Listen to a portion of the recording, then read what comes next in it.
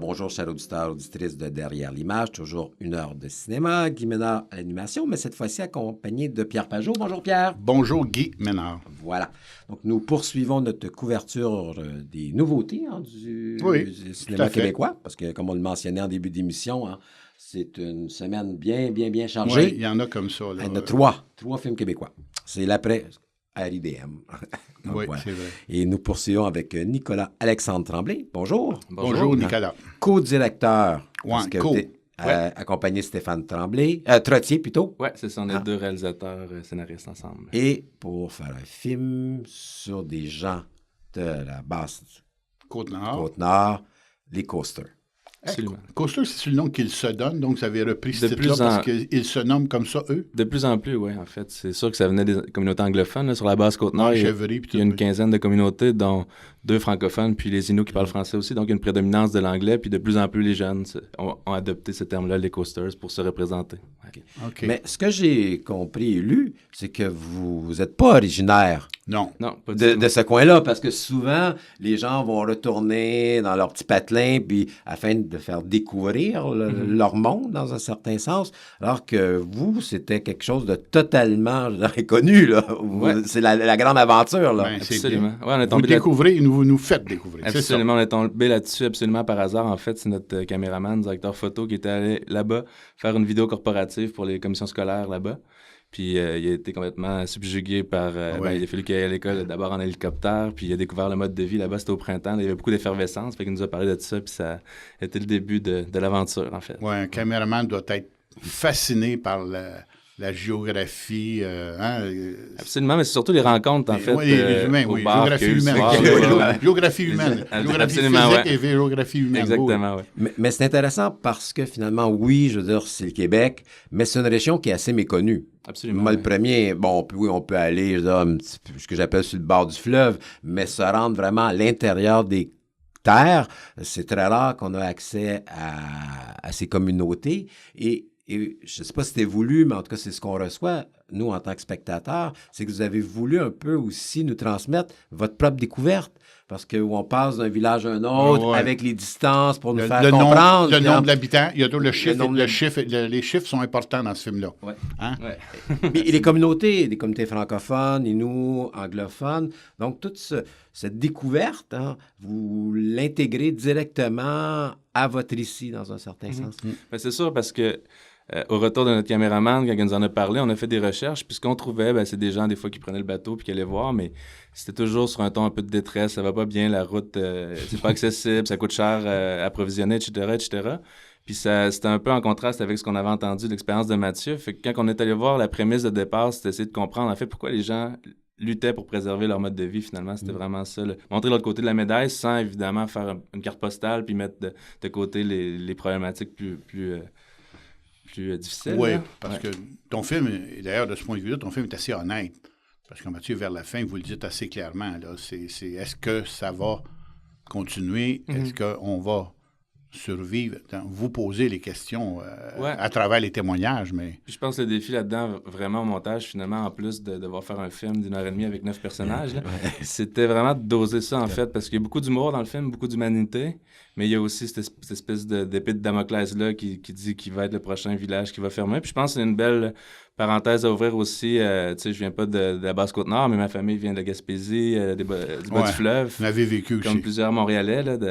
Donc, ce qui se passe sur la Basse-Côte-Nord se passe ailleurs un peu partout au Québec. Puis c'est bien de se le rappeler. Mais on parlait d'humanisme parce qu'effectivement, ce qui aussi marque votre film, c'est les rencontres avec des gens qui aiment leur territoire, mais qui sont toujours conscients de les difficultés parce qu'on voit les petits-enfants, dans certains cas, quitter, je veux dire, les lieux. Mais au-delà de ça, c'est cet amour qu'on a pour le lieu, pour la place, avec les rituels qui reviennent d'année en année. Et pour moi, c'est la force du film. C'est que c'est un vrai documentaire parce que, comme vous le mentionnez, c'est pas une carte postale.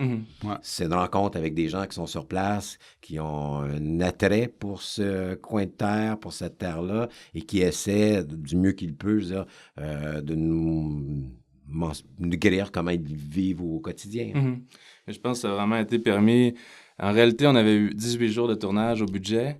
Mais on est allé à 8 reprises à coup d'une semaine, 2 semaines, 3 semaines. Là. Fait que c'est cette liberté qu'on s'est donnée pour faire oui, ce parce genre qu'on voit de... les saisons, là, vous traversez toutes les saisons. Donc, Absolument. c'est important, je trouve. Parce que juste montrer l'hiver, c'est fascinant, la route blanche. Mais en même temps, l'été, c'est toute une autre beauté. Ben oui. Et de voir les variantes d'effet de la température sur leur vécu. Oui, voir ce qui se passe au fil des saisons, puis voir comment le territoire change aussi, là, parce qu'il y a toujours une parenthèse intéressante à voir les habitants dans leur vie communautaire, mais voir aussi le territoire, c'est intimement lié, je pense, façon de vivre, puis d'où est-ce qu'on vient, où est-ce qu'on vit. Là, ouais. Mais je reviens sur Guy, parce que, par exemple, il y a la famille Cox, qui est assez importante dans ton film, vous allez voir, là. Hein? Elle, on connaît la famille presque au complet, là. Ça a l'air le père, le grand-père, les enfants, petits-enfants qui étudient à Montréal.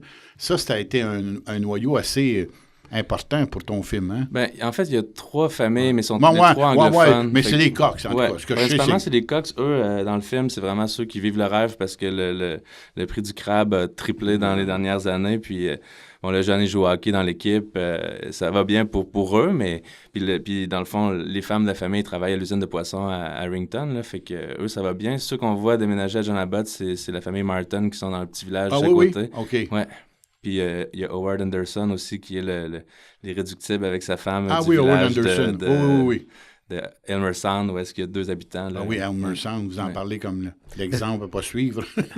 Mais c'est un beau contrepoint parce que c'est un peu, dans le fond, une façon d'introduire un possible avenir à travers ce personnage-là. Même s'il n'est pas, je veux dire, toujours dans le film, on pourrait déjà voir ce qui les attend, ces gens-là. Là. C'est sûr que s'il y a des perspectives d'emploi, c'est pas tous les jeunes qui arrivent en ville qui... Évidemment, quand ils quittent, plusieurs veulent revenir, mais quand ils découvrent autre chose, les plans changent. Mais il y a beaucoup de jeunes quand même, comme le jeune qui est à John Abbott. Maintenant, il est avec une gang de coasters. Sa blonde, c'est une fille d'Harrington Harbour du village juste à côté. Fait que, il va-tu revenir? L'avenir nous le dira, mais s'il veut revenir, il va falloir qu'il travaille dans les services probablement. Puis bon, l'école, il y a de moins en moins de jeunes aussi. Fait que c'est pas évident. Mais moi, j'aimerais ça parler aussi de la présence des Inuits. J'ai trouvé ça intéressant. En particulier, il y a une scène qui est vraiment assez touchante. C'est quand notre personnage, Lalo, se fait chanter un chant de Noël en anglais, en français, en Inuit. Moi, j'ai trouvé... c'est peut-être ça, le Québec. C'est comme... Il me semble qu'il y avait un syncrétisme culturel qu'on connaît pas beaucoup. Oui, il y a un beau microcosme, je pense, sur la base Côte-Nord pour voir la cohabitation entre les différents peuples. Puis comme moi qui ai été élevé à Québec puis qui est à Montréal maintenant, c'est beau de voir ça. Oui, puis tu sais, tu le filmes, là, puis on entend que ça soit des enfants qui chantent ça, là, ça ajoute une touche d'émotion, puis que ça soit les 3 langues, les 3 cultures. C'était un beau moment, ça, dans le film. Oui, puis je pense de plus en plus, il y a une volonté aussi, peut-être parce que ça va moins bien qu'il y a 30 ans, mais les gens ont besoin de se serrer les coudes puis de créer des liens. Puis le hockey permet ça aussi. Là. Le hockey, il n'y a pas de langue, même si les gens... le hockey. Nous, français, anglais, les gens jouent le sport, puis à chaque week-end, dans un village, dans une communauté, il y a un tournoi de hockey. Puis c'est ça qui garde le mode de vie aussi spécial puis vivant, parce que je pense que le jour où il n'y aura plus assez de jeunes qui retournent, là, parce qu'ils ne vivent pas nécessairement là à l'année.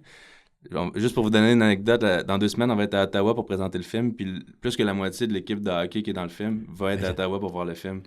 C'est le fun, mais c'est triste en même temps. Ça veut dire que le reste de l'année, il n'y a pas tant de jeunes que ça. Ce qu'on voit dans le carnaval, c'est pendant un mois, c'est exceptionnel. Là. Ouais.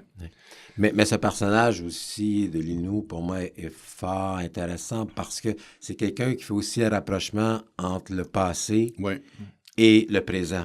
Et son témoignage est d'une lucidité, je veux dire, hors du commun, parce qu'il nous explique un petit peu c'est quoi cette culture, d'où il vient, mais à la fois comment qu'il faut être capable de la préserver, de l'intégrer à la limite au rythme, je veux dire, scolaire et tout. Et tout ça dans des mots très, très simples, mais qui nous donnent l'occasion de réfléchir sur leur origine, sur les rapports qu'ils ont entre eux. Ouais, c'est bien intéressant sa vision des choses.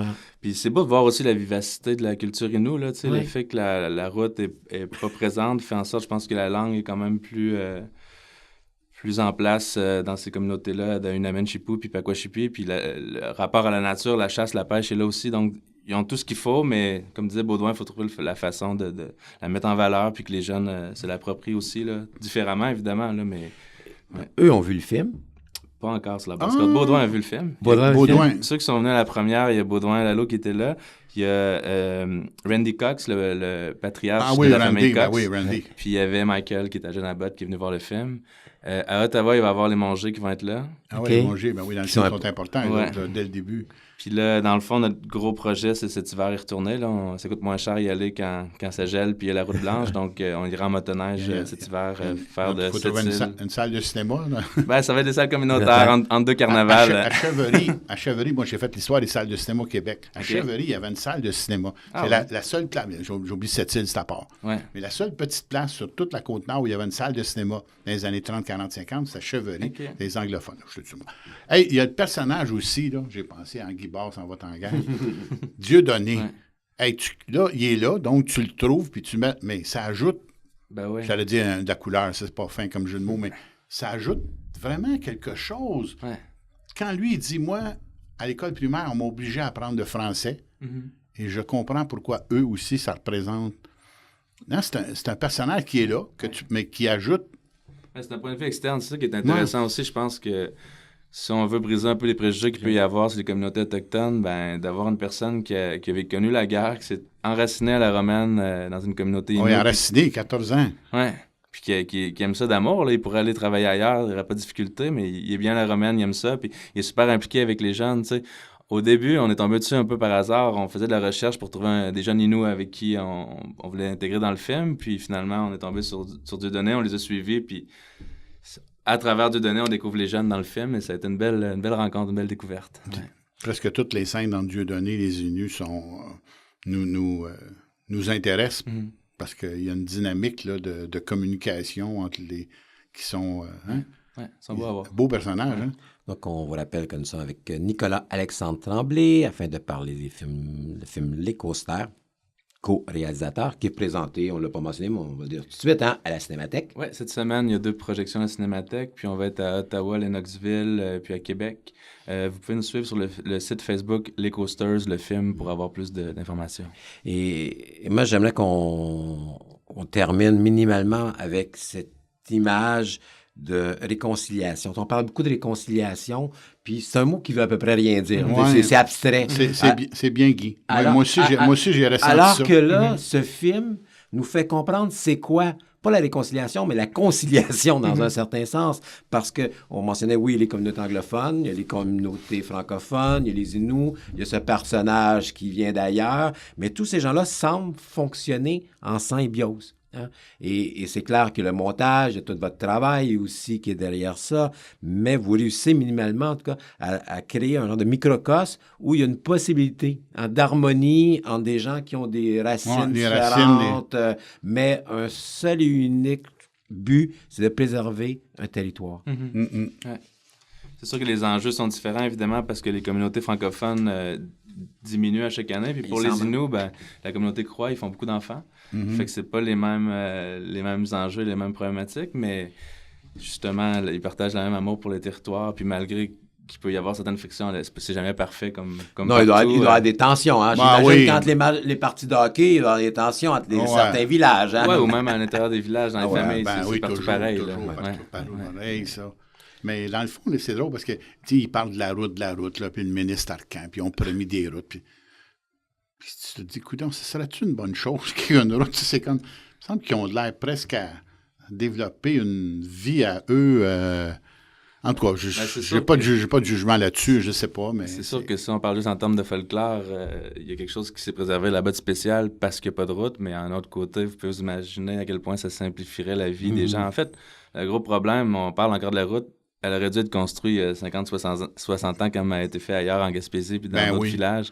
Puis là, en ce moment, aujourd'hui, il annonçait que le gouvernement québécois parle de développer un Arnachine-Rivière à Petit-Mécatina, qui est près de Chevery. Oui, c'est un des projets, là. Ouais. Fait qu'il y a déjà un peu de début de construction qui se font dans le bout de la Romaine, du village de la Romaine pour amener la route. Mais sans un barrage ou une mine ou quelque chose comme ça, je suis pas certain qu'on va voir ça dans les prochaines années, là, à court terme, en tout cas. Mais, en tout cas, des belles... Il y a Harrington qu'on connaissait. Oui. À cause de la grande séduction, eux autres, là, évidemment, on les redécouvre d'une autre façon, mais... Mais je vous invite à aller découvrir ces communautés-là parce que même si ça a l'air très isolé dans le film, ben il y a un bateau de croisière qui va 9 mois par année. Fait qu'il y a moyen d'aller faire un... Ça part quoi, de Québec? Ça part de Rimouski ou Rimouski? Sept-Îles, ou même on peut le prendre au bout de la route à Kegaska. OK. On peut faire la croisière au complet ou juste arrêter dans une communauté puis attendre que le bateau revienne. Sinon, ben l'hiver, c'est incroyable, là, la route blanche en motoneige. Ben Nous, oui. on n'avait jamais fait de motoneige avant de le faire, puis là, ça va être le 4e hiver. On se fait déposer des motoneiges au bout de la route, puis on part à l'aventure. Puis honnêtement, ça revient pas vraiment plus cher que d'aller une semaine dans le sud. Fait que si vous êtes tanné de votre resort, appelez Voyage Coste. Le tout c'est inclus. Voyage Coste. Ouais, c'est une coopérative. Le tout avec les gens de la inclus à place. tête à la OK. baleine, tu sais, le tout inclus bien spécial. Donc, on remarque que Nicolas, maintenant, tu étais intégré à la famille, la Basse-Côte-Nord. Hein?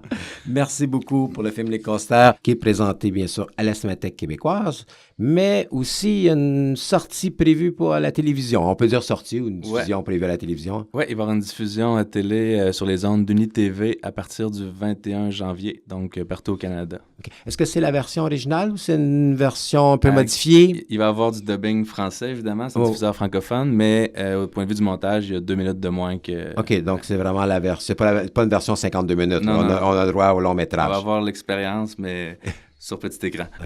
Merci beaucoup, Nicolas Alexandre. Et nous écoutons également une musique du film Les Coasters.